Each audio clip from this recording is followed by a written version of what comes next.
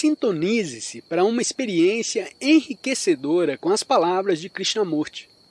Essa palestra é uma porta aberta para uma compreensão mais profunda e uma mente mais expansiva. Inscreva-se no canal e ative o sininho para receber novos vídeos. Vocês sabem, isso não é um entretenimento, mas há grande júbilo em descobrir e em compreender tudo isso. O que faz que surja o medo? O tempo e o pensamento criam o medo. O tempo, como ontem, hoje e amanhã. Existe o medo de que algo poderá ocorrer amanhã, a perda do emprego, a morte, o fato de que a esposa ou o marido possam me deixar, e de que a enfermidade e a dor que experimentei faz alguns dias se repitam. Aí é onde o tempo intervém. O tempo que envolve o que o vizinho possa dizer de mim amanhã, ou o tempo que até agora há encoberto algo que fiz muitos anos atrás. O tempo como medo de que não se realizem alguns desejos profundos e secretos. De maneira que o tempo forma parte do temor. O temor à morte, que chega ao final da vida, ou que pode estar esperando a volta de uma esquina. E por isso tenho medo. Assim, o tempo envolve ao medo e ao pensamento. Não existe o tempo se não existir o pensamento. O pensar no que ocorreu ontem e o temer que volte a repetir-se amanhã é o que produz tanto o tempo como o medo. Por favor, observem isso. Vocês olhem em vocês mesmos. Não aceitem nem rechacem nada, a não ser escutem. Descubram-se por si mesmos a verdade disso. Não se detenham meramente nas palavras para dizer se estiverem ou não de acordo. Sigam adiante.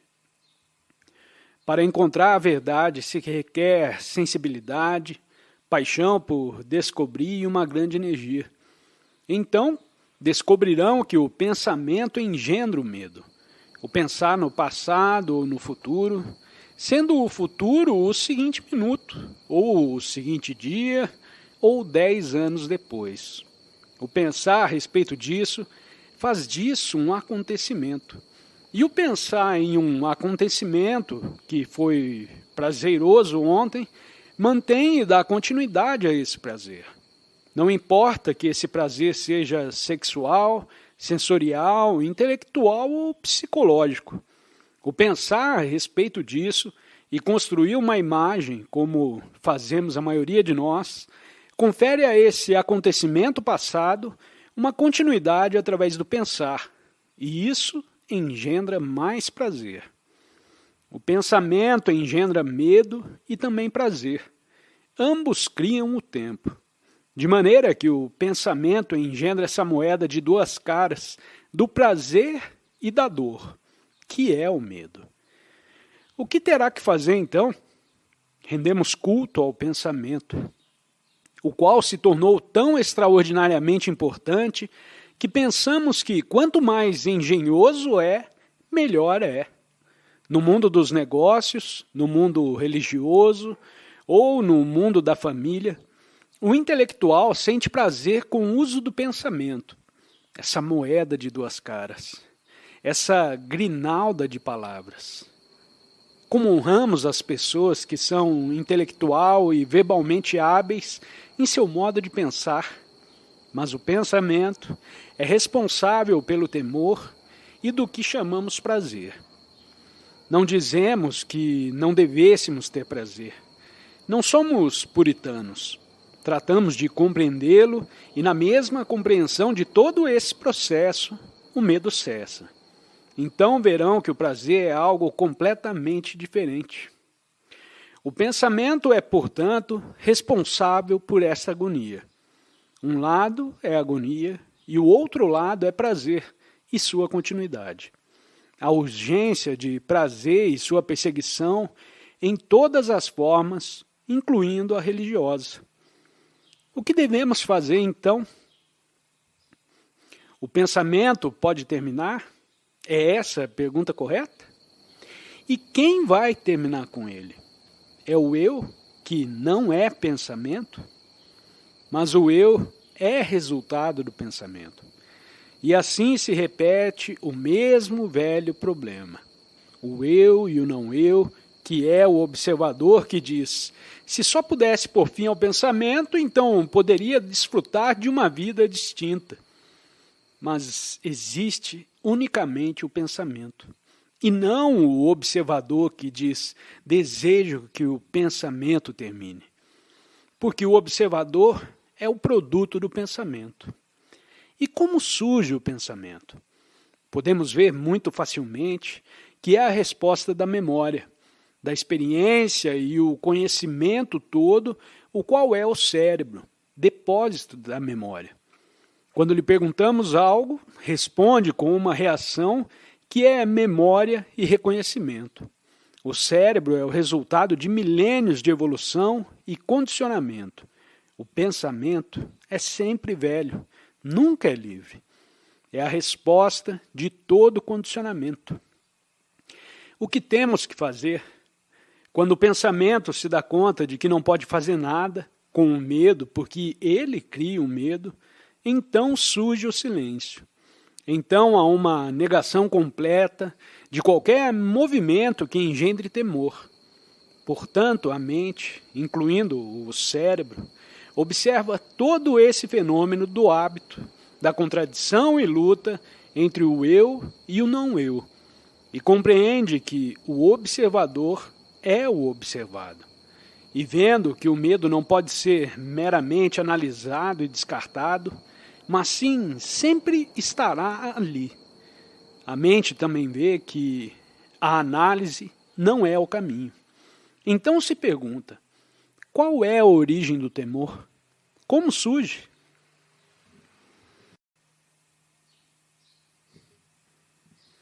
Alguém se pergunta por que os seres humanos, em todo o mundo, carecem de paixão. Desejam veementemente o poder, a posição, diversas classes de entretenimento, tão sexual como religioso, e outras formas de sensualidade. Mas, ao que parece, poucos têm a paixão profunda que se consagra a compreender o processo total do viver. Poucos são os que não dedicam toda a sua energia à atividade fragmentária. O gerente de banco está tremendamente interessado em seu negócio bancário e o artista e o cientista estão entregues a seus próprios interesses especiais.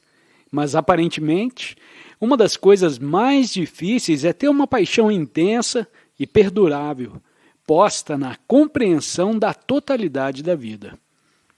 À medida que penetramos nessa questão do que constitui a compreensão total do viver, amar e morrer, necessitamos não só a capacidade intelectual e intenso sentimento, a não ser muito mais que tudo isso, a grande energia que unicamente a paixão pode brindar. Tendo esse problema enorme, complexo, sutil e muito profundo, devemos dedicar nossa total atenção, que depois de tudo é paixão, para ver e descobrir por nós mesmos se houver outra maneira de viver por completo diferente da atual.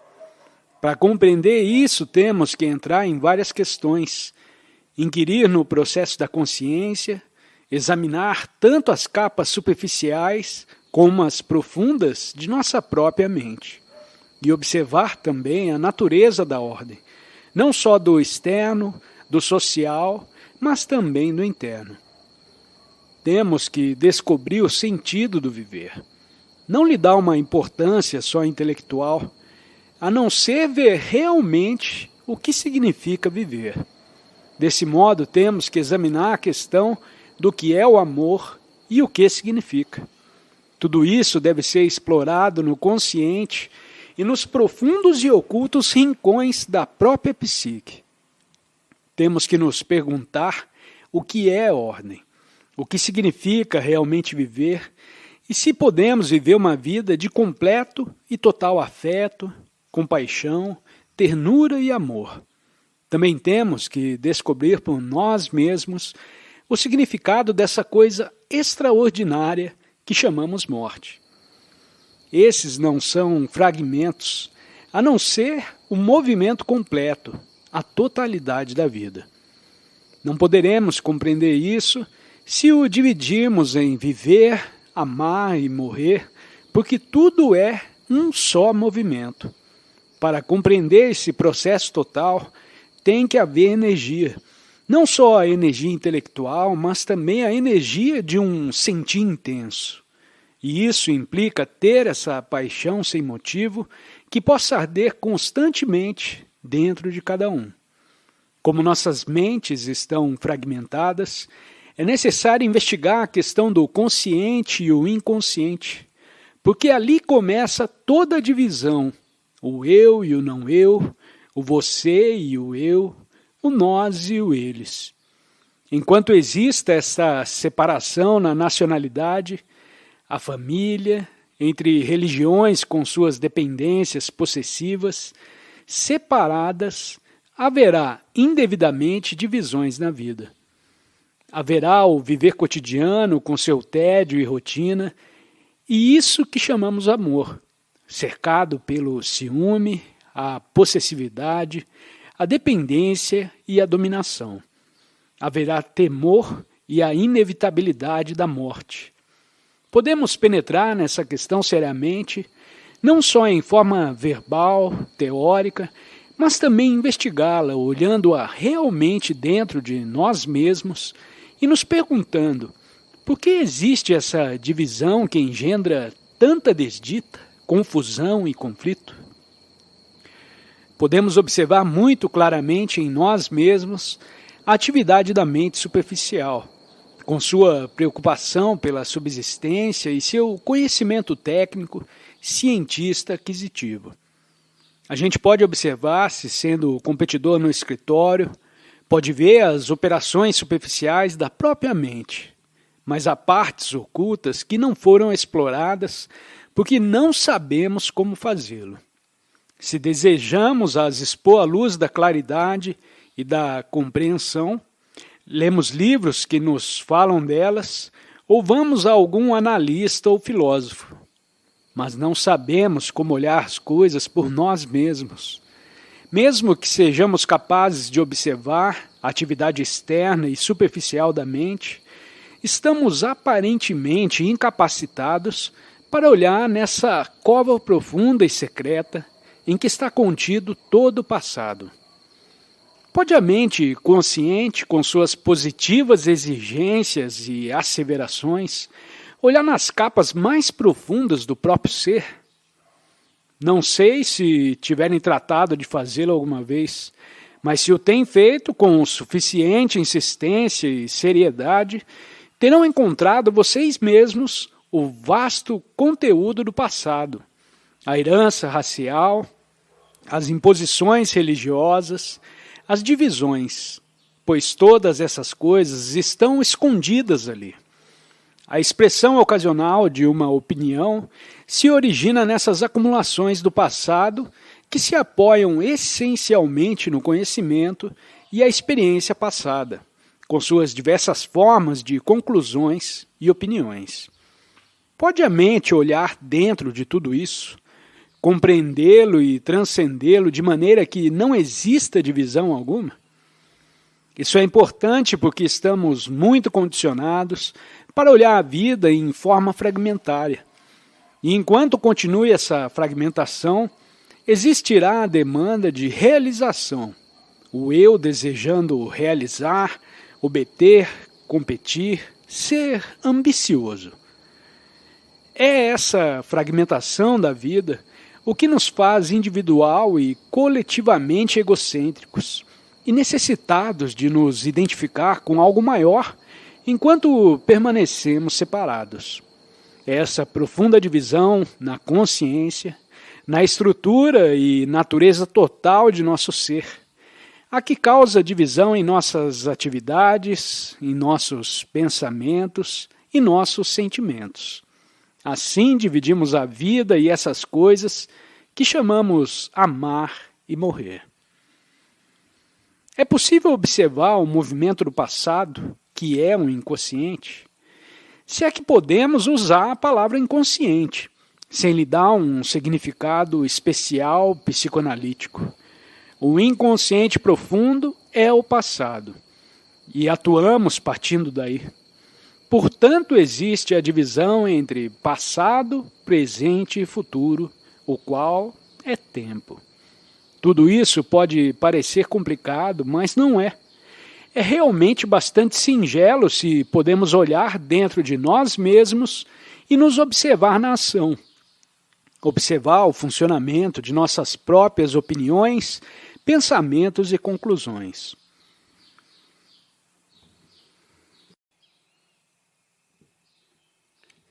Disso temos medo, de não ser nada. Não é muito estranho ver como passa alguém 40 anos indo ao escritório e quando deixa de fazê-lo sofre um ataque do coração e morre?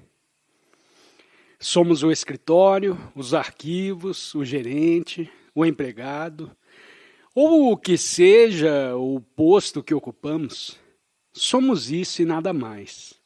E temos muitas ideias a respeito de Deus, da bondade, da verdade, pelo que deve ser a sociedade. E isso é tudo. Nisso há sofrimento. Nos entristece profundamente chegar a nos dar conta de que somos isso. Mas o sofrimento maior é que não nos damos conta.